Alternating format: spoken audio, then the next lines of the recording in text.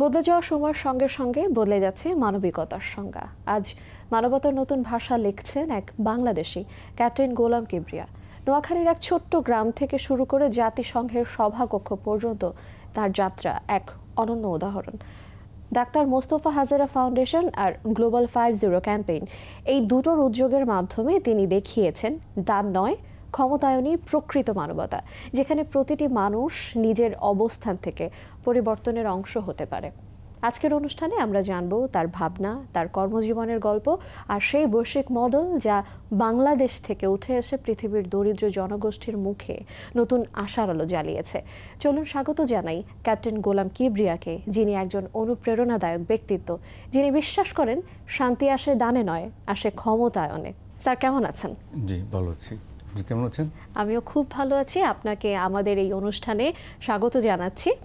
প্রথমত আপনার কাছে জানতে চাইব, এই যেটি আমরা বলছিলাম মোস্তফা হাজেরা ফাউন্ডেশন সম্পর্কে, এটি সম্পর্কে একটু আমাদেরকে জানাবেন আগে। এই ডাক্তার মোস্তফা হাজেরা ফাউন্ডেশন হলো আমার, ডাক্তার মোস্তফা হলো আমার বাবার নাম, আর হাজেরা বেগম আমার মায়ের নাম।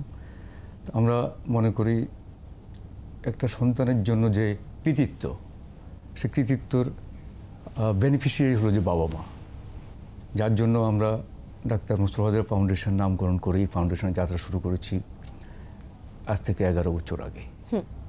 তো এই ফাউন্ডেশনের যে একটা লক্ষ্য, সেটা হলো পৃথিবী জুড়ে গঠনমূলক এবং টেকসই পদ্ধতির মাধ্যমে মানুষের মৌলিক অধিকারগুলো রক্ষা করে একটা শান্তি, সমৃদ্ধি এবং ন্যায়ভিত্তিক বিশ্বকে দেখা। এটার ভিতরে যে জিনিসটা লুকায়িত, তার যে ফর্মুলাটা, সেটা হলো যে 50 গ্লোবাল ক্যাম্পেইন। এই ক্যাম্পেইনটা হলো, আমি যেটা দেখেছি যে গতানুগতিক যে পৃথিবীতে যে ফাউন্ডেশনগুলো আছে, এই ধারণা থেকে এই ধারণাটা সম্পূর্ণ ভিন্ন। কারণ এটা কারো কাছ থেকে কোনো অর্থ নেয় না, আমরা আমাদের নিজস্ব অর্থায়নে পরিচালিত করি। আমরা বিশ্বাস করি যে অর্থ নয়, humanity can not be exchange by money, humanity can be expressed in action. কাজে পৃথিবীতে যে ফাউন্ডেশনগুলো প্রচলিত সেঞ্চুরিজ ব্যাক, শত শত বছর থেকে প্রচলিত, আমরা ভাবছি আমরা যদি অর্থ দিই, আমরা কিছু দান করে দিই, তাহলে হয়তো সমাজ পরিবর্তন হবে। কিন্তু আমরা দেখছি যে আসলে এটা একটা ফেলিউর টিল টুডে। এটা যদি ফেল না হতো, আজকে পৃথিবীতে আমরা প্রত্যেকটা জায়গায় মানবতার ক্রাইসিস দেখতে পেতাম না। যার জন্য আমরা মনে করি যে ফর্মুলা হলো যে if you change, if I change, that means if we cultivate a good habit into any individual, তাহলে সে কী করলো, সে একটা ভালো হ্যাবিট শুরু করলো, তার পরিবার তাকে দেখলো, তার পাশাপাশি তার বন্ধুবান্ধব দেখলো, তার আত্মীয় স্বজন দেখলো। অর্থাৎ when we cultivate a good habit to individual, his family follows, his community transform, and we'll see one day whole nation changed. So that means I change, you change, world will change. So we don't take money actually. We should act ourselves to change the world. There is a difference from the other foundations and the charity organizations and the Mostafa Hazera foundation. Mostafa Hazera foundation কাদের সাহায্যের ক্ষেত্রে মূলত কাজ করছে? আমরা কারো কাছ থেকে কোনো অর্থ নেই না, এটাই হলো এটা সবচেয়ে বড় শক্তি। আমরা কি করি, আমরা দেখতে পাচ্ছি যে পৃথিবীতে শতাব্দী থেকে শতাব্দী মানুষ থেকে টাকা কালেকশন করে ডোনেশন বাটনের মাধ্যমে মানুষ চেষ্টা করছে পৃথিবী চেঞ্জ করতে। কিন্তু আপনি দেখুন, প্যালেস্টাইনের দিকে দেখুন, আমাদের রোহিঙ্গা রিফিউজির দিকে দেখুন, রাস্তাঘাটে দেখুন, আমাদের এখন আর কোনো দাগ কাটে না মানুষের দিকে তাকালে। আমরা যখন টিভিতে দেখি যে মানুষ মারা যাচ্ছে, আমরা জাস্ট ভাবি যে আমাদের কিছু করণীয় নেই, আমরা কিছু টাকা দিয়ে দিলাম, তারপরে আমি আমাদের নর্মাল কাজে ব্যস্ত হয়ে গেলাম। এভাবে পৃথিবী চলছে চলছে চলছে। আপনি দেখুন, রাস্তায় একটা লোক পড়ে গেল, অ্যাক্সিডেন্ট হয়ে গেল, আমরা কী করি, একটা আমাদের নিজের মোবাইলটা অন করি, আমরা খুব কাছে যাই না, আমরা দেখি একজন ব্যাগার, আমরা কিছু টাকা দিয়ে দিই। কিন্তু আমরা জানি না যে এটা অন্তরালে আমরা একটা ব্যাগারকে টাকা দিয়ে আমরা কী করছি, তাকে আসলে ভিক্ষাবৃত্তির দিকে নিয়ে যাচ্ছি তাকে আসলে। তো প্রচলিত যে কায়দাগুলো চলছে পৃথিবীতে, এই প্রচলিত কায়দাগুলো আসলে ডোনেশন বাটার মাধ্যমে চলছে। তো আমরা এই জন্য বলছি যে না, আমরা টাকা কারো কাছ থেকে নেব না। আমাদের ইনকাম, এমএস গ্লোবাল গ্রুপের ইনকামের একটা অংশই আমরা দেব। আমরা চাই আপনি জয়েন করুন ভলেন্টিয়ার্স হিসাবে। আপনি যদি ভলেন্টিয়ার্স হিসাবে জয়েন করুন, তাহলে আপনি ভালো কাজের হ্যাবিট আপনার মধ্যে গ্রো করবে, টাকা আমরা দেব। তাহলে আপনার মধ্যে একটা ভালো কাজের হ্যাবিট গ্রো করবে, আপনার ফ্যামিলি ফলো করবে, সোসাইটি চেঞ্জ হয়ে যাবে। যার জন্য এই টাকাটা আমরা নিজেরাই দিচ্ছি। একদম স্যার, রোহিঙ্গা শরণার্থী সংকটে 50 মডেল নিয়ে জাতিসংঘের সঙ্গে আপনার প্রস্তাবের এই প্রতিক্রিয়া কেমন ছিল যদি জানতে চাই? দেখুন, জাতিসংঘ, আমি রোহিঙ্গা রিফিউজি নিয়ে যে প্রস্তাবটা দিয়েছি, আমি জাতিসংঘকে দিয়েছি আমাদের 50 মডেলের আওতাধীন এটা 4 কন্ডিশনস। আমি বলবো এটা 4 ডিমান্ড। কারণ আমি দেখতে পেয়েছি রোহিঙ্গা রিফিউজি একটা long crisis. It is actually in our time is the most persecuted people in the world.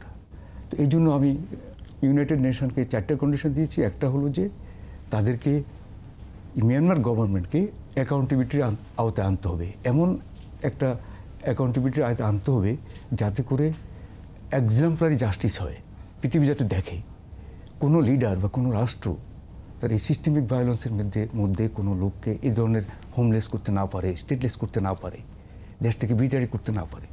তো এই জন্য আমি বলেছি যে নাম্বার 1 কন্ডিশন হলো এদেরকে মিয়ানমার গভর্নমেন্টকে আনতে হবে অ্যাকাউন্টেবিলিটির আওতায়, এক্সাম্পলারি জাস্টিস দিতে হবে। সেকেন্ড যে প্রস্তাবটা দিয়েছি, যে সেকেন্ড ডিমান্ড, সেই সেকেন্ড ডিমান্ডটা হলো এদেরকে রিপ্যাট্রিয়েট করতে হবে, dignified repatriation, and we have to ensure safety.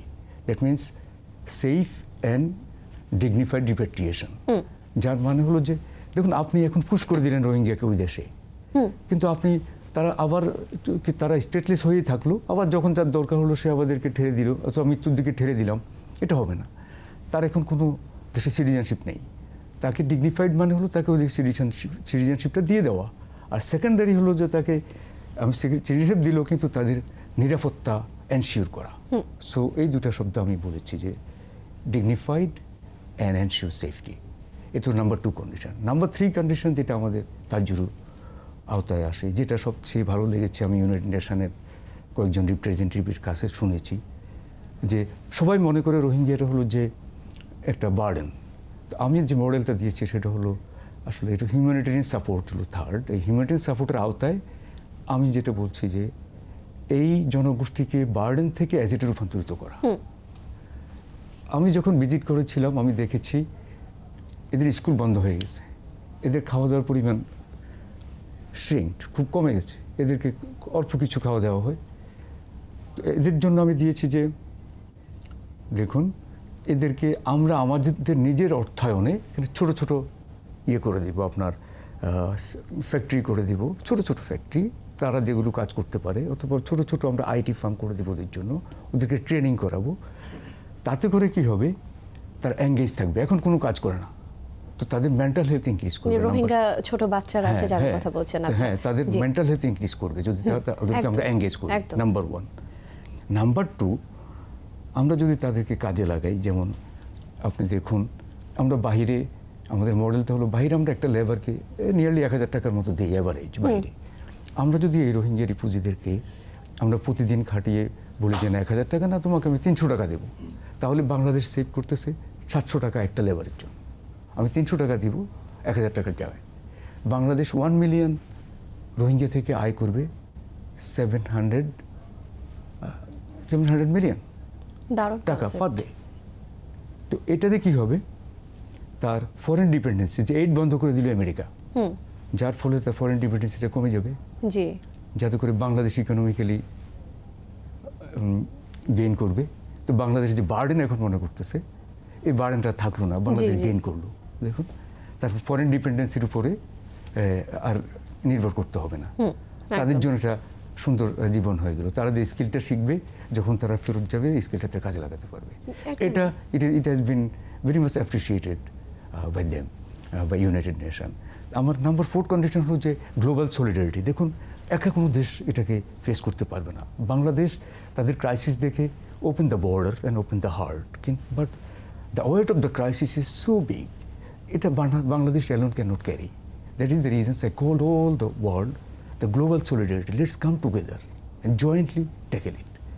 তো এই জন্য লাস্ট পর্যন্ত এই 4টা পয়েন্টই আমি যখন 5 সেপ্টেম্বর ইউনাইটেড নেশনে বলেছিলাম রিপ্রেজেন্টেটিভ উপস্থিতিতে, তখন 30 সেপ্টেম্বর নিউ ইয়র্কে ইউনাইটেড নেশনের UNGA প্রেসিডেন্ট তার স্পিচে এই 4টায় ইনক্লুড করেছে। That is something you can say that they did it. But now most important that resolution should pass.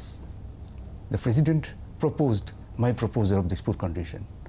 Now, most important thing that resolution should pass. If resolution passed, then we are done.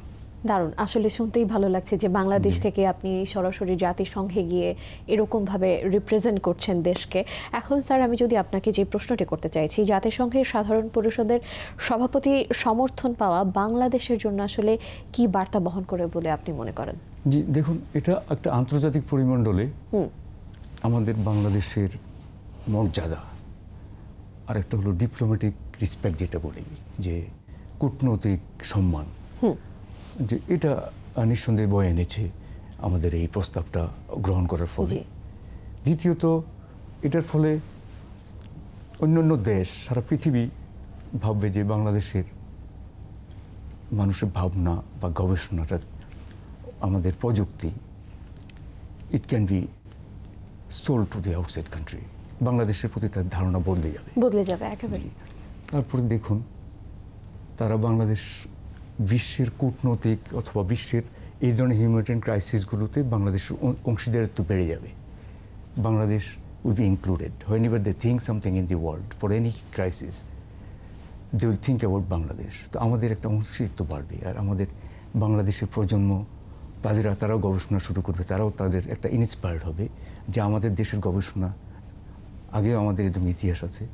Doctor ইউনূসের idea সারা পৃথিবী accept করেছে, এই একটা আইডিয়াও সারা পৃথিবী নেওয়া শুরু করবে। তো ভাববে যে we should go to Bangladesh and get their views and their research on this. তো আমাদের অবস্থানটা বাংলাদেশে অনেকটা মর্যাদাকর হবে মনে করি। আমি একটু আরেকবার শুরুর যে গল্পটা আমরা শুনছিলাম সেই দিকে যদি আবারও ফিরে যাই, মোস্তফা হাজেরা ফাউন্ডেশন নিয়ে আমি একটু যে বিষয়টা জানতে চাইছিলাম, 05 ক্যাম্পেইন যেটি বলছেন আর মোস্তফা হাজেরা ফাউন্ডেশন, এই দুটো কি আলাদাভাবে কাজ করছে না একই সঙ্গে কাজ করছে? আপনি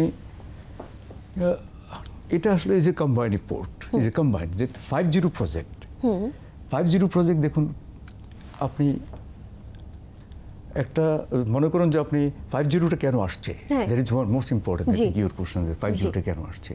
দেখুন, আমি একজন ম্যারিনার, আমি প্রায় 60টা দেশের বেশি দেশে ভ্রমণ করেছি, দেখেছি তাদের জীবন অবস্থা। আমি দেখেছি যে thousands of foundations and the charity organizations, they are working, collecting money in the name of peace and prosperity, but still wars rages, পৃথিবীতে যুদ্ধ চলছে, হাঙ্গার আপনি দেখছেন স্প্রেড, মানুষের ক্ষুধা বাড়ছে, ইনজাস্টিস বাড়ছে, এগুলো বাড়ছেই, কেন হচ্ছে না? Why it has bin failed? আমি যেটা আমার স্টাডি করে আমি যেটা দেখলাম, আসলে পৃথিবীতে যেই প্রক্রিয়া, পৃথিবীতে মানুষ শান্তির চেষ্টা করছে, জাস্টিসের চেষ্টা করছে, it is actually failed, that was failed. তো যার জন্য আমি দেখলাম যে, দেখুন আমি একটা এক্সাম্পল দিই আপনাকে, এটা আরও সহজ হয়ে যাবে। যেমন একটা ব্যাগার, আমরা ব্যাগারকে আমাদের 0 প্রজেক্ট আমাদের 50 মধ্যে পড়েছে। একটা হলো 0 ব্যাগার, 0 homeless, 0 illiterate, 0 death without treatment and 0 unskilled people. এই জন্য 50 নাম দিয়েছি। 50 নাম দিয়েছি, কারণ আপনি যদি একটা লোকের সব কিছু আছে কিন্তু তার ব্যাগিংয়ের অভ্যাস আছে, সে তো is not fulfil, not complete, not perfect human, একটা মানবীয় অবস্থার মধ্যে সে না, সে স্টিল ব্যাগিং। তো ব্যাগিংটা আমাদের জন্য হলো যে actually bagging is a same for entire humanity. প্রত্যেকটা মানুষের জন্য, একটা মানুষ হয়ে মানুষের কাছে ভিক্ষা করবে, এটা ইজ এ শেমফুল অ্যাক্ট। এটা হলো যে আমাদের main focus, that it can not be done. আমরা কী করি দেখুন, সারা পৃথিবীতে ব্যাগারকে দেখলে কিছু টাকা দিয়ে দিচ্ছে, কিন্তু কি হচ্ছে, একটা ব্যাগারকে যখন টাকা দিচ্ছেন আপনি, তখন তাকে আরেক ব্যাগার করার জন্য, ব্যাগারটাকে তার ফেসার জন্য আপনি আসলে এনকারেজ করছেন।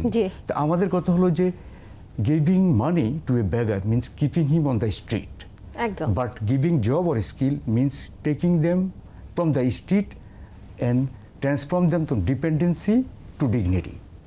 কারণ একদম। একটা ডিপেন্ডেন্সি থেকে আপনি তার ডিগনিটিতে নিয়ে গেলেন, এটা হলো যে আমাদের বেগার।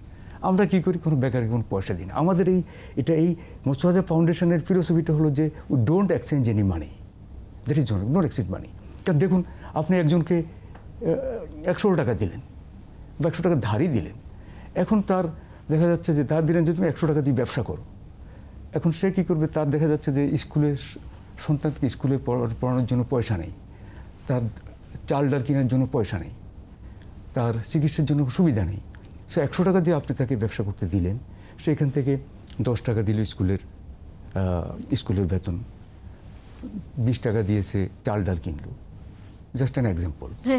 তারপরে সে চিকিৎসার জন্য 20 টাকা দিল।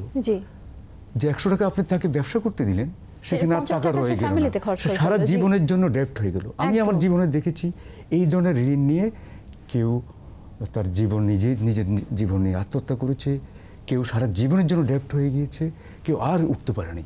তা আমার কথা হলো 50 কেন? একটা মানুষের যদি 50 না থাকে টুগেদার, তাহলে আসলে তাকে আপনি ইজ নট ফুলফিলড। তো এই জন্য আমরা হলাম যে এটাকে একটা সম্মিলিত একটা জায়গায় নিয়ে এসেছি যে নো মনিটারি এক্সচেঞ্জ, আমরা কোনো এক্সচেঞ্জ করবো না। আমরা একটা লোককে বেগারকে কী করবো, তাকে কোনো টাকা দেবো না, আমরা তাকে একটা জব অথবা স্কিল কী তাকে সুইট করে ওইভাবে তাকে নিয়ে এসে তাকে ট্রেনিং দেবো কোনটা বেস্ট সুইট। তারপরে এই টাকা অথবা তাকে টাকা না দিয়ে তাকে দক্ষতা শিখিয়ে তাকে ডিগনিফাইড হয়ে নিয়ে যাবো, যাতে করে তাকে আর কোনো দিন ভিক্ষাবৃত্তির করতে না হয়। এটাকে একটা হিউম্যানকে ডিগনিফাইড হয়ে নিয়ে যাওয়া। কারণ আমরা গিভিং মানি মানে একটা তাকে প্রফেশনাল বেগার বানিয়ে দেওয়া। এই জন্য আপনি রাস্তাঘাটে দেখেন এই ধরনের হাজার হাজার বেগার চলছে। এই অবস্থাটিকে আমাদের পরিবর্তনে নিয়ে আসতে হবে। খুবই দারুণ একটা কনসেপ্ট যে আমি টাকা এক্সচেঞ্জ না করি, নো মানি এক্সচেঞ্জ। যেমন স্কুলের ক্ষেত্রে আমরা কি করি দেখুন, আমরা অনেককে দেখেছি যে বাচ্চার স্কুলের জন্য টাকা চেয়েছে, টাকা দিয়েছি, কিন্তু টাকা দেওয়ার পরে তো কিছুদিন পরে খবর নিয়েছি যে আমরা তো শুনেছি স্কুলে আসলে আপনার টাকা দেন নাই। বলে যে আসলে সত্যি কথা বলি, আমি খেতে পারিনি, চাল নেই, এই জন্য কিছু চাল কিনে ফেলেছি। কারো ক্ষেত্রে বলে আমার স্ত্রী অসুস্থ, তার জন্য ডাক্তার আমি আর স্কুলে পয়সা দিতে পারিনি। তো আমরা কি করি যে আমরা নর্মালি কি করি যে হসপিটালের বিলটা হসপিটালে দিই, আর আমরা স্কুলের জন্য স্কুলে দিয়ে দিই। এটা আমাদের সিস্টেমটা, স্কুলের সাথে আমাদের রিলেশন, যাতে করে সে অর্থাৎ কোনোভাবে যাতে কোনো সিস্টেম গ্যাপ না থাকে, সিস্টেম ফেলিওর না থাকে আমাদের 50 ভিতরে। তো এটাই হচ্ছে আমাদের মেন এটা হচ্ছে 50 ক্যাম্পেইনটা। যেমন আমরা হোমলেসের ক্ষেত্রে আপনাকে বলি, প্রত্যেকটা ক্ষেত্রে এই 50 ক্ষেত্রে আপনাকে যদি আমি 1 বলতে থাকি আমার 1 দিন লেগে যাবে।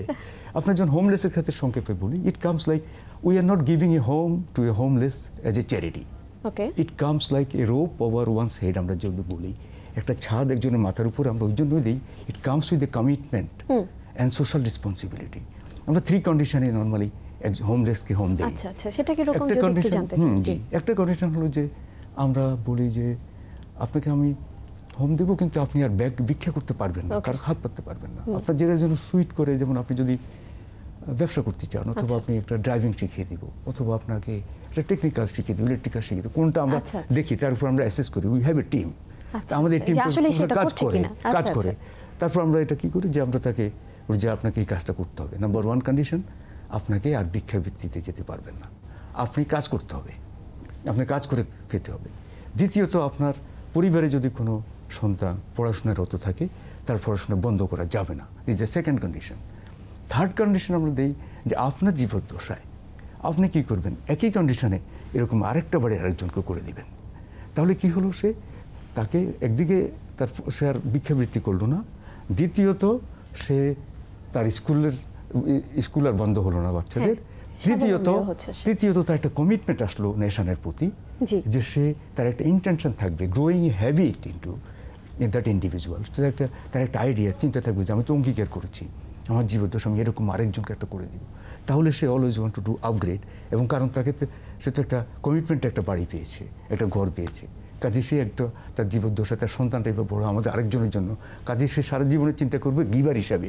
তা আমরা আসলে সোসাইটিটাকে এমনভাবে বিল্ড করতে চাই, is not a you don't be a taker, we born to give, not to take.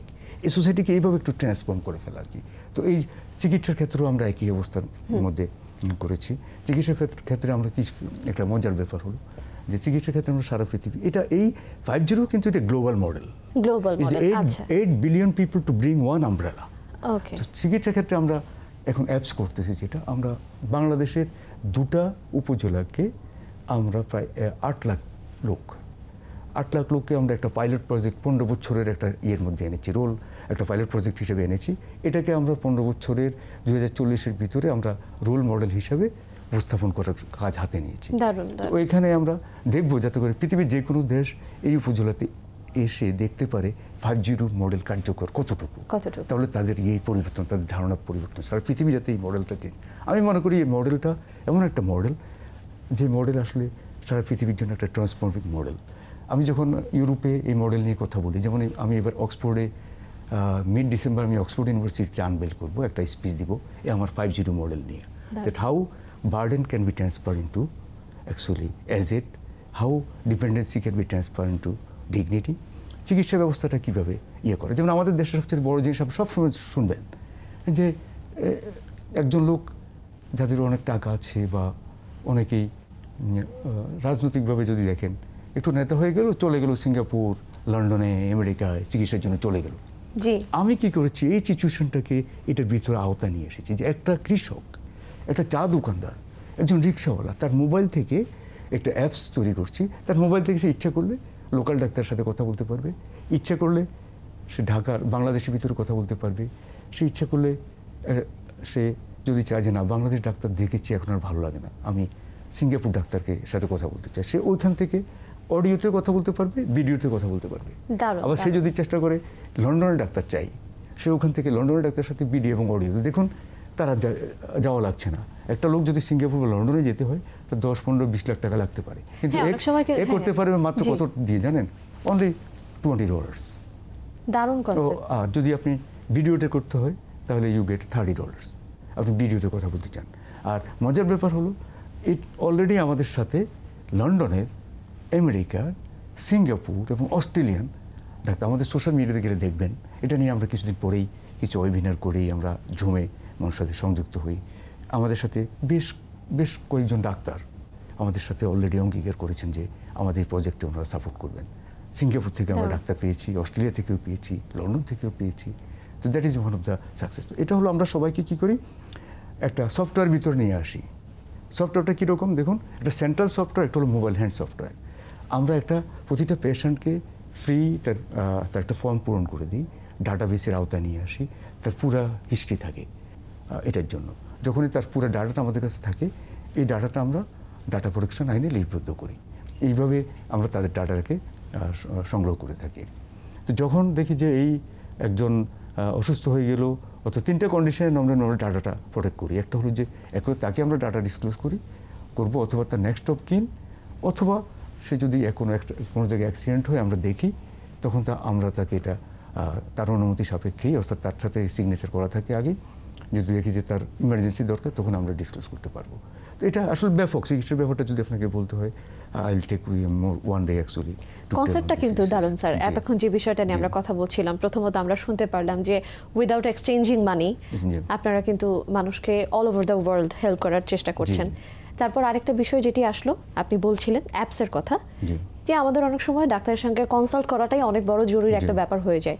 Physically আমরা যদি নাও যেতে পারি, দারুণ একটা ব্যাপার। তো যেটা কথা বলছিলাম আমরা 5-0 ক্যাম্পেইন নিয়ে অল ওভার দ্য ওয়ার্ল্ড আপনারা যেহেতু কাজ করছেন, আমি হয়তো একটা গল্প আপনার কাছ থেকে জানতে চাইবো। আফ্রিকাতে এই ফাউন্ডেশন নিয়ে আপনারা কাজ করছেন, সেখানকার একটা গল্প আছে আপনার কাছে, আমি যেটি জানি সেখানকার মানুষের উচ্ছ্বাসের গল্পটা আমাদেরকে একটু শেয়ার করবেন। জি দেখুন, এটা 1997-এর একটা ভিজিটের মাধ্যমে আসলে আফ্রিকাতে আমার খুব বেশি আফ্রিকার মানুষকে নিয়ে আমি চিন্তার মধ্যে এসেছে যে আমি কীভাবে 1997-এ আমি আফ্রিকার বেনিন শহরে গিয়েছিলাম। তো ওখানে গিয়ে একটা ঘটনা আমাকে খুব পীড়া দিয়েছে। আসলে জাহাজ থেকে একটা লোক, আপনি একটা কলার যে আমরা শেষ অংশটুকু অনেক সময় না খেয়ে ফেলে দিই, শেষ অংশটুকু, তো আমার জাহাজের একটা লোক শেষ অংশটুকু খেয়ে ফেলে দিয়েছিল জাহাজের পাশে। ওটা নিয়ে আমি দেখলাম যে ওয়াচম্যান বলে জাহাজের, 2জন ওয়াচম্যান, ওটা নিয়ে 2জনের মধ্যে রক্তক্ষয়ী সংঘর্ষ। আমি দেখলাম যে রক্ত বের হচ্ছে, ব্লিডিং।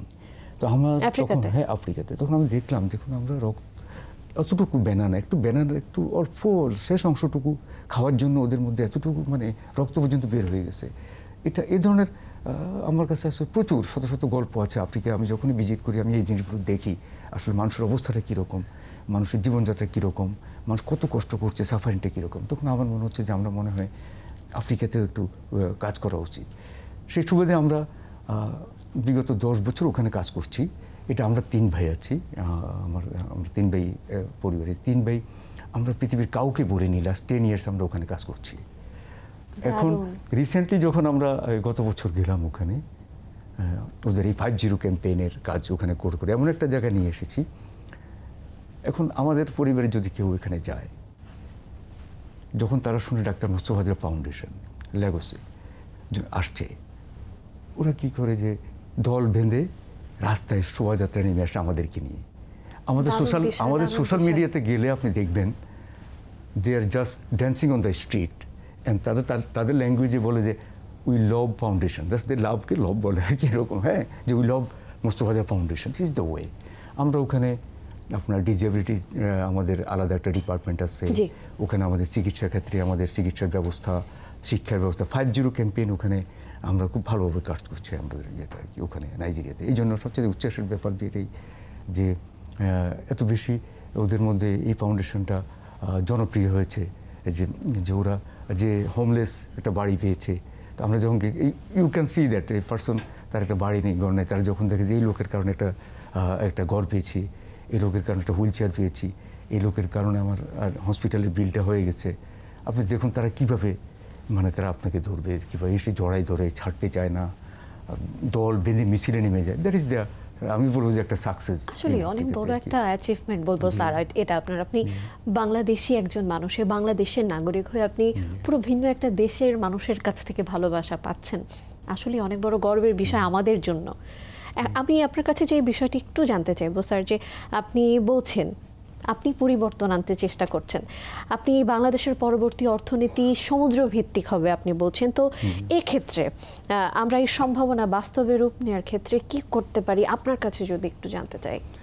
জি দেখুন, এটা একটা বেশ ইন্টারেস্টিং সাবজেক্ট আপনাকে বলতে হচ্ছে। আমরা বাংলাদেশ ইকোনমিটা যখন চোখে আসে তখন আমাদের সবার চোখে আসে এটা গার্মেন্টস সেক্টর, কিন্তু মজার ব্যাপার হলো কি, পৃথিবীতে গার্মেন্টসের যে টোটাল ভ্যালু এটা হলো যে $1.78 ট্রিলিয়ন, কিন্তু ম্যারিটাইম ইন্ডাস্ট্রির যে ভ্যালু এটা হলো $14 trillion, 10 Times, nearly 10 times more than the RNG. More than 10 times, okay. Nearly, you see.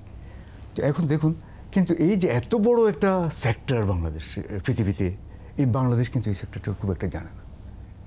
Bangladesh মোটেও এই সম্পর্কে জানে না। বাংলাদেশ শুধু $1.7 ট্রিলিয়ন গ্লোবাল মার্কেটের ভ্যালুর জন্যই বাংলাদেশ ফাইট করতেছে, বাংলাদেশ ইকোনমি। কিন্তু যে $14 ট্রিলিয়ন মার্কেটে বাংলাদেশ যে আছে, কোনো কোনো ক্ষেত্রে যেমন বের হয়েছে যে বাংলাদেশ স্ট্যাটিস্টিক্সে বাংলাদেশ 5%, এই $14 ট্রিলিয়ন 5%, আসলে 5%ও না, ইভেন লেস দেন 5% বাংলাদেশের অংশগ্রহণ ওই $14 ট্রিলিয়ন। এই জন্য আমার একটা রোড ম্যাপ আমার আছে, সেটা হলো যে Bangladesh economy to be only the maritime economy. আর এই ম্যারিটাইম ইকোনমি, কারণ এই জন্য আমি যে রোড ম্যাপটা তৈরি করেছি যে $150 বিলিয়ন রোড ম্যাপ এবং 3 মিলিয়ন জবস। দেখুন, $150 বিলিয়ন রোড ম্যাপ এবং আপনার 3 মিলিয়ন জবস। তো এইটা কীভাবে করা যায়, এটার জন্য আমি আপনাদের সময় টিভির সাথে আমি এর আগেও কয়েকবার এটা নিয়ে বিস্তারিত বলেছিলাম লন্ডনে। এটা বিস্তারিত কমপ্লিটলি একটা রোড ম্যাপের ব্যাপার, কেন আমরা এই অবস্থার মধ্যে আছি। আমার 3টা বেসিক সেক্টর নিয়ে $150 বিলিয়ন বাংলাদেশ ইকোনমি চেঞ্জ করা যাবে। সেটা হলো চার্টারিং, একটা হলো চার্টারিং সেকশন। চার্টারিং অনেকে বুঝে না, এটা হলো যে রেন্টিং ইন রেন্টিং আউট। আপনি যখন একটা গাড়ি ভাড়া দিলেন, একটা জাহাজ ভাড়া নেওয়া এবং ভাড়া নেওয়া। তো এই ভাড়া নেওয়া, যেমন আমি মেনলি যে কাজটা করি জাহাজ ভাড়া নিই এবং ভাড়া দিই। আমি যখন শুরু করি এই বিজনেসটা 2012-এর দিকে, 8 বছর পরে I have seen first $100 million in just my 8 years of business in 2020. That means in 8 years of my business, first I have seen my 100 million. এই জন্য আমি বলি, আমার মতো যদি বাংলাদেশে 100টা কোম্পানি হয় তাহলে বাংলাদেশ দেখবে $10 বিলিয়ন। আর আমার মতো যদি 1000টা কোম্পানি হয়, বাংলাদেশ দেখবে $100 বিলিয়ন। এটার জন্য কোনো আপনার এক্সপার্টিস দরকার, আপনার জাহাজ লাগে না। দেখুন, এমন একটা জিনিস এক্সপার্টিস, জাস্ট কপি নেই। আমি যেটা বলি বাংলাদেশের ক্ষেত্রে এইটাতে আমরা গুটি কয়েকজন, হাতে গোনা 3-4 জনের ব্যবসাটা করি। দেখুন, এত বড় সম্ভাবনাময় খাত, আপনি শুধু জাস্ট আমার রেপ্লিকা বিজনেস বাংলাদেশ করলেই বাংলাদেশ কোথায় যাচ্ছে? কোম্পানি আমার মতো করলে Bangladesh can get $100 billion। Can you imagine? That is the strategy.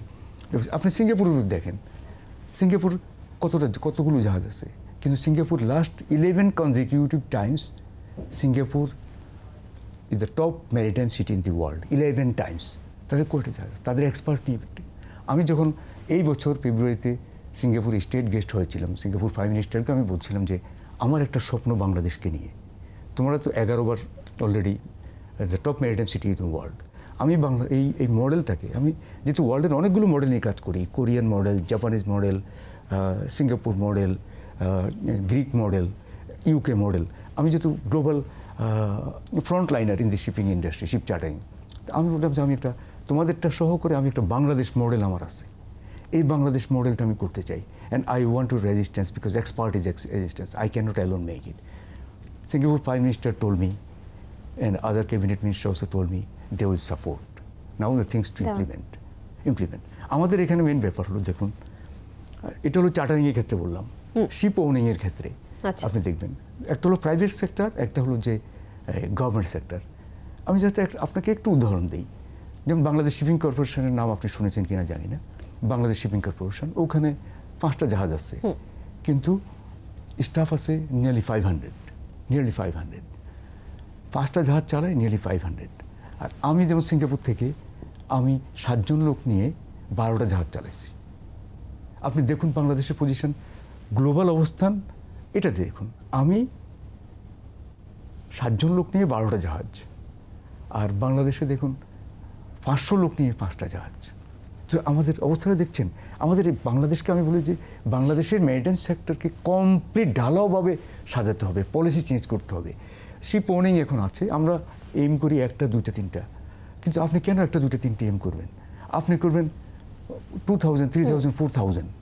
আপনি করতে শিপিং ইন্ডাস্ট্রি, আপনি এম করতেছেন 1টা জাহাজ কিনে অনেক হয়ে যাচ্ছে, 2টা জাহাজ। আসল না, ইট ইজ এন ইন্ডাস্ট্রি। ইন্ডাস্ট্রিতে চার্টারিং সেক্টর, তারপর শিপ ওনারশিপ সেক্টর, তারপরে আসুন হলো যে শিপ বিল্ডিং সেক্টর। আমাদের আছে কোস্ট, আমাদের এত বেশি সুযোগ, এত বেশি রিসোর্স। দেখুন আমাদের সি এরিয়া হলো যে 1.4 times more than land area. আমাদের কোস্ট লাইন হলো যে 710 কিলোমিটার্স, আমরা মাত্র 10% ইউজ করতেছি।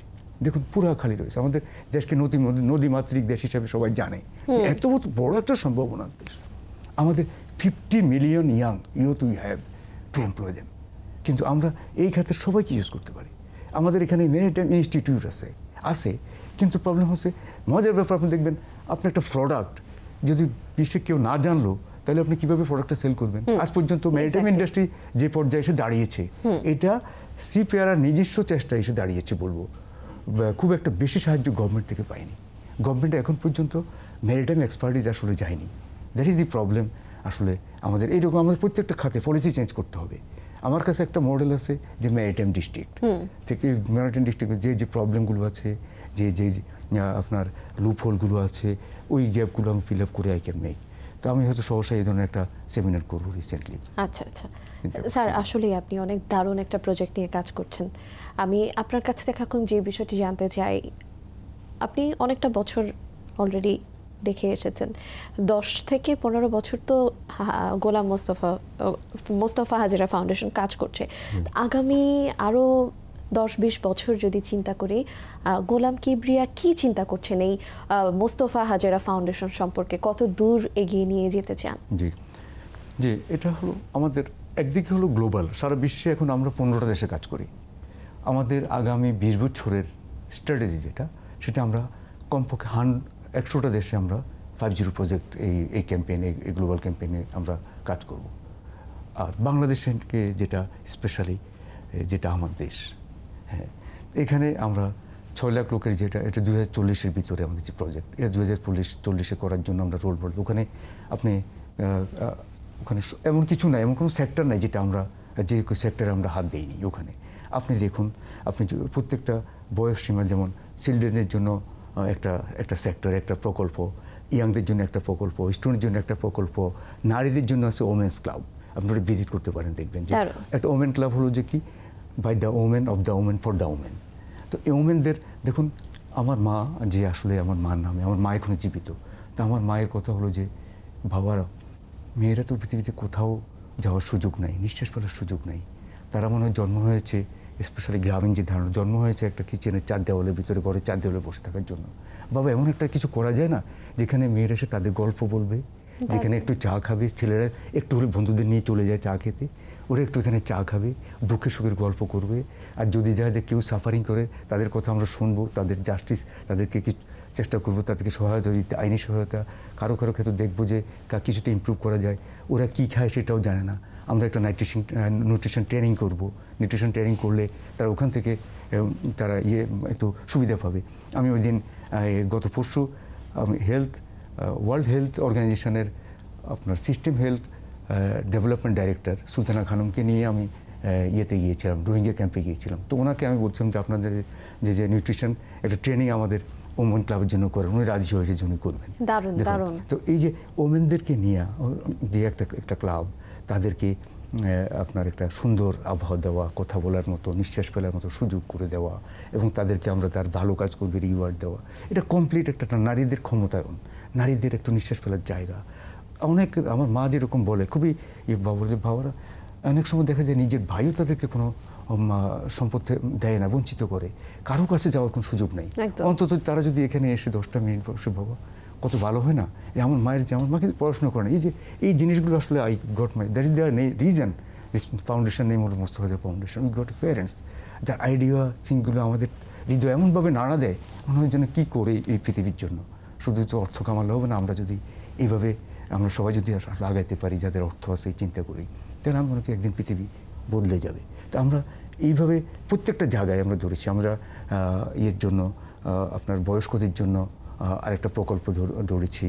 আমরা ধরেছি যারা ইমাম এবং মুয়াজ্জেম আছে, এদেরকে নিয়েও একটা প্রজেক্ট ধরেছি। কারণ অনেক সময় দেখা যাচ্ছে কি, তাদের কাছে ধর্মীয় আইডিয়াটা, যে আসলে ধর্মের প্রথম যে আইডিওলজি, এই আইডিওলজি হলো, দেখুন আমি একটা হাদিস জানি, প্রকাশ্যে একটা হাদিস জানি, লা ইউমিনুনা আহাদুকুম হাত্তা ইউহিব্বা লিআখিহি মা ইউহিব্বু লিনাফসিহি, যে আপনি ঈমান আনার একটা প্রথম শর্ত হলো যে আপনি যেটা আপনার জন্য ভালো যে জিনিসটা চিন্তা করেন, আপনি আরেকটা ভাইয়ের জন্য একই জিনিস চিন্তা করবেন। দেখুন আমরা অনেক সময় দিয়ে দিই না, একটা খারাপ জিনিসটা মুখে দিয়ে দিই, খারাপ জিনিসটা দিয়ে দিই, কিন্তু না, কোরআনে একটা আয়াত আছে যে লা তায়াম্মামুল খাবিসা মিনহু তুনফিকুনা, অর্থাৎ হলো যে কোনো খারাপ জিনিস কাউকে দেওয়ার চিন্তাই করো না, চিন্তাই করো না। অর্থাৎ আপনি দেওয়া তো দূরে থাক, হ্যাঁ, চিন্তাই করো না। আমরা কি করি, খারাপ জিনিসটা মুখে দিয়ে দাও। আসলে এই যে কনসেপ্টগুলো হচ্ছে যে আমরা যেহেতু ভালো থাকি, আমরা যে ভালো চলছি, শুধু আমরা চাই যে আমাদের মতো এই পৃথিবীর সব মানুষ এইভাবে ভালো থাকুক, এই যে আইডিয়াটা আর কি। জি, দেখতে দেখতে আমরা একেবারে আমাদের অনুষ্ঠানের শেষ পর্যায়ে চলে এসেছি। তবে যেতে যেতে আপনার কাছে আমি যে বিষয়টি জানতে চাইবো, একেবারে খুবই গুরুত্বপূর্ণ একটি বিষয়, যেটি আপনার চিন্তা ভাবনা, সেটা হলো যে আপনি যেটা বলছেন, দানে শক্তি নয়, ক্ষমতায়নে আসে। আপনার এই দর্শনটা আপনি কোন চিত্রের উপরে আপনার কাছে মনে হয়েছে এই রকম করে বদলানো যায়, এবং ভবিষ্যতে আপনি এটিকে বাস্তবে রূপ দিতে চান কি করে, স্যার, যদি জানতে চাই আপনার কাছে। যে আমাদের এই কনসেপ্টটা হলো যে আসলে পৃথিবীর সব মানুষকে, আমরা আসলে পৃথিবীতে আসছি নট টু টেক, আসলে টু গিভ। মানুষের যে আইডিওলজি, হ্যাঁ, আইডিওলজি হলো যে চেঞ্জ করে দেওয়া, যে আমাদের পৃথিবীতে আসা নট টু টেক। আমরা হিউম্যান আসছি পৃথিবীতে, আমার প্রজন্মে, আমার সময় আমি কী দিতে পারবো, আমার days will be counted in this world actually how much we have given. এই সোসাইটিতে আমরা কতটুকু, একটা ইংলিশে একটা কথা আছে, this is not the years of your years, this is the years of your life. This is not the years in your life, this is the life in your years. এটার অর্থ হলো যে আপনার জীবনে আপনি কী পেয়েছেন সেটা নয়, আসলে আপনি আপনার জীবনটা কাউন্ট হবে আপনি এই সময়টাতে কী দিতে পেরেছেন পৃথিবী থেকে। তো এই জন্য আমরা প্রতিটা ক্ষেত্রে চাচ্ছি যে ক্ষমতায়ন, যে আপনি কাউকে হাত না পেতে, বরং আপনাকে যদি আমি এই যে ডিপেন্ডেন্সি থেকে যদি ডিগনিটি ট্রান্সফর্ম করতে পারি, আপনি একটা বার্ডেন থেকে যদি অ্যাজেটে রূপান্তরিত করতে পারি, এই ট্রান্সফরমেশনটা করা। এই জন্য প্রত্যেকটা খাতে আমরা কাজ করতেছি যে নো মোর ডিপেন্ডেন্সি, আপনি নির্ভরতা নয়, আমরা স্বনির্ভর হই এবং মানবিক হই। দ্যাট ইজ দ্য রিজন আমরা আমাদের প্রত্যেকটা প্রজেক্টের 5.0 প্রজেক্টের মধ্যে এইভাবেই গড়ে তুলেছি, প্রকল্প করে, যে যাতে করে যে আমরা কারো কাছে ডিপেন্ড করতে না হয়। প্রতিটি মানুষ, আমি চেঞ্জ হই, আপনি চেঞ্জ হন, সমাজ চেঞ্জ হয়ে যাবে, একটা নতুন সমাজ পেয়ে যাব আমরা। So be a change maker. Sir, আপনি 5-0 প্রজেক্ট নিয়ে কাজ করছেন। আরেকটা ছোট্ট প্রশ্ন শেষ। আপনি 5-0 প্রজেক্ট নিয়ে কাজ করছেন, আপনি মানেন 5-0-তে আসলে পরিবর্তন আসতে পারে। এখানে একটি কনসেপ্ট আমরা কিন্তু আগে শুনেছি, যেমনটা আমাদের বর্তমান প্রধান উপদেষ্টা ডক্টর মোহাম্মদ ইউনূসের একটা কনসেপ্ট ছিল 3-0, যে কনসেপ্টটি সেই সম্পর্কে আমরা কিন্তু জানতাম। আপনি এখানে বলছেন 5-0 কনসেপ্ট নিয়ে। তো আপনার এই প্রকল্প আর সেই 3-0 আর 5-0-র মধ্যে পার্থক্যটা যদি আপনার কাছে জানতে চাই। জি, এটা আসলে যখনই 5-0 কেউ শুনে তখনই আমার প্রথম কোশ্চেনটা করে, ও doctor Yunus 3-0, you is 5-0, they want to just match, or they confuse, and they want to make some inter-ally or interconnection, this and that. Actually no, দুটো complete different sector. Doctor Yunus হলো ইকোনমিক ডেভেলপমেন্ট, আমাদেরটা হলো যে humanitarian development. আমি এই জিনিসটাকে কীভাবে বলি দেখুন, এটার একটা ব্যাখ্যা আমি এভাবে দিই। যখন একটা লোক সাগরে পড়ে যায়, জি, তখন আপনি তাকে যদি ওখানে যদি আপনি রোস্টেড চিকেন অথবা পোলাও প্যাকেট করে পাঠিয়ে দেন, হ্যাঁ, কিন্তু তার দরকার ওখান থেকে সাগর থেকে তার তীরে আসা উচিত, তার সাঁতার দিয়ে তীরে আসা উচিত, সার্ভাইভাল করতে হবে তাকে। সেখানে যদি আপনি চাউল অথবা রোস্টেড অথবা পোলাও প্যাকেট করে পাঠান, ইট ইজ ইউজলেস। তার জীবন বাঁচাতে হবে আগে। তাকে আপনি ও খাবার না পাঠিয়ে ওখানে আপনি পাঠান হলো লাইফ বয়, অর্থাৎ সে যাতে করে অথবা একটা আপনার কাছে যেটা থাকে ফ্লট করে সেটা বেঁচে থাকতে পারে এবং তাকে যাতে আপনি তীরে আনতে পারেন। তো তাকে হলো যে প্রথম হলো আপনি লাইফ বয় থ্রো করতে হবে। তো আমাদেরটা হলো যে আসলে তাকে লাইফ বয় থ্রো করা, তাকে সার্ভাইভাল, তাকে হিউম্যানিটি এগুলো ইয়েতে করা। যেন আপনার সব কিছু আছে, এখন আপনার সব কিছু আছে কিন্তু শিক্ষা নেই, ইউ আর নট ফুলফিলড। আপনার সব কিছু আছে কিন্তু আপনি হোমলেস, আপনার সব কিছু আছে চিকিৎসা নেই, আপনার সব কিছু আছে আপনার দেখা যাচ্ছে যে স্কিল নেই, দেখো you are not fulfilled, you are not perfect. এই জন্য আমাদেরটা যখন আমরা এটাকে আরেকটার সাথে করি লোয়ার ল্যাডার না আপার ল্যাডার। আপনি যখন লোয়ার ল্যাডারটা কমপ্লিট হবে তখন উপরে উঠতে পারবেন। দ্যাট মিনস আপনার সার্ভাইভাল যখন ঠিক হয়ে যাবে, আপনি আর ডেপ্ট হবেন না, তখন আপনি ইকোনমিক ডেভেলপমেন্টের জন্য আপনি চিন্তা একটা ব্যবসা দিলে আপনি ব্যবসা করতে পারবেন, কারণ আপনার অন্য সব কিছু আছে। Otherwise you are not fulfilled. আপনাকে যার এই 5-0 যার কমপ্লিট হবে না, তাকে যদি আপনি কোনো লোন দেন, এই লোন উইল বি ইউজলেস, তার ইকোনমিক ডেভেলপমেন্ট কাজে আসবে না, কারণ তার ড্রব্যাক আছে। তো ইকোনমিক ডেভেলপমেন্টটা ডক্টর ইউনূস সাহেবেরটা বলে যে স্যারটা হলো কাজে লাগবেন পরে, আগে আমার হিউম্যানিটেরিয়ান আপনি আগে বাঁচতে হবে, তারপরে আমরা দেখব আপনি এন্টারপ্রিনিয়রশিপ হন, আপনি আনএমপ্লয়েড না এমপ্লয়েড এটা হবেন, আপনি এনভায়রনমেন্ট দেখবেন, বা আমাকে বাঁচতে হবে তো ফার্স্ট। তো আমাদের এই জন্য দুটোর মধ্যে কোনো কনফ্লিক্ট নেই, কনফ্লিক্ট কিন্তু দুটোর সাথে একটা ইয়ে আছে। আমরা যখন এই 5-0 যখন ইমপ্লিমেন্ট হবে, তখন আমাদেরই এই দেশে ডক্টর ইউনূস সাহেবের 3-0 properly perfectly it will B A model হয়ে যাবে। তো এটা যখন আমি ইউরোপে আবার যখন বিভিন্ন ইউনিভার্সিটিতে লাস্ট আমি বিভিন্ন ইউনিভার্সিটি বক্তব্য দিই, তখন জিনিসটা ওটা ক্লারিফাই, এই কোশ্চেনগুলো তাদের কাছে, কারণ তারা 3-0 জানে, ও সেম কান্ট্রি 3-0, সেম কান্ট্রি আবার 5-0, আর তখন যারা ক্লারিফাই করে, yes wow that is some fantastic. Interesting case হলো একজন মেয়র যেমন গত মাসে আমাকে ফোন করে বললো যে I want to be ambassador of 5-0 project, 5-0 campaign, লন্ডনের একজন অ্যাম্বাসেডর। তা আমি বললাম যে yes I accept it, okay. এরকম যখন মানুষ শুনে আইডিয়া, যখন আমি অনেক ব্রিটিশ নাগরিক আমার এই জিনিসটার প্রতি খুব ইন্টারেস্টও করছি, যখন শুনে is good I want to be how I can work. আপনি আমাদের সোশ্যাল মিডিয়াতে গেলেও দেখবেন যে মেসেজের পর মেসেজ আসে, how I can work, how I can work with you. So actually এটা একটা রেভুলেশন হয়ে গেছে সারা পৃথিবীতে, যার জন্য আপনি দেখেছেন যে ডেইলি স্টার একটা ওরা সামহাও একটা পুরো একটা পেজ, এই 6 নভেম্বর একটা আমাকে নিয়ে একটা ওরা ফুল পেজ ওরা লিখেছে যে how actually world change on this 5-0 campaign. আমি দেখলাম in fact it has been working, so let's see how we can work better and make a new world in this world. দারুণ স্যার, আপনি অসম্ভব সুন্দর একটা কনসেপ্ট নিয়ে কাজ করছেন, এটা বলতেই হচ্ছে। আপনাকে অসংখ্য ধন্যবাদ আমাদেরকে এতক্ষণ সময় দেওয়ার জন্য। যাবার আগে কি আপনি কিছু বলতে চান কিনা? জি, এই মুহূর্তে যারা আমাকে দেখছেন, আপনারা অনেকেই শুনেছেন যে সারা পৃথিবী জুড়ে মোস্তফা জারার ফাউন্ডেশনের 5-0 গ্লোবাল ক্যাম্পেইন বর্তমানে 15টা দেশে কাজ করছে। এটা হলো যে বেসড হলো নট ডোনেশন বেসড, আমরা কোনো ডোনেশন কারোর কাছ থেকে নিই না, এটা আমরা আমাদের নিজেদের অর্থায়নেই পরিচালিত করছি 15টা দেশে। আমরা চাই সারা পৃথিবীর 8 বিলিয়ন পিপলকে একটা আমব্রেলার নিচে নিয়ে আসা, 5-0 ক্যাম্পেইনের ভিতরে নিয়ে আসা। যার জন্য আমরা বলবো আপনারা যে যেখানে আছেন, আসুন আমাদের সাথে ভলান্টিয়ার হিসেবে যোগ দিন।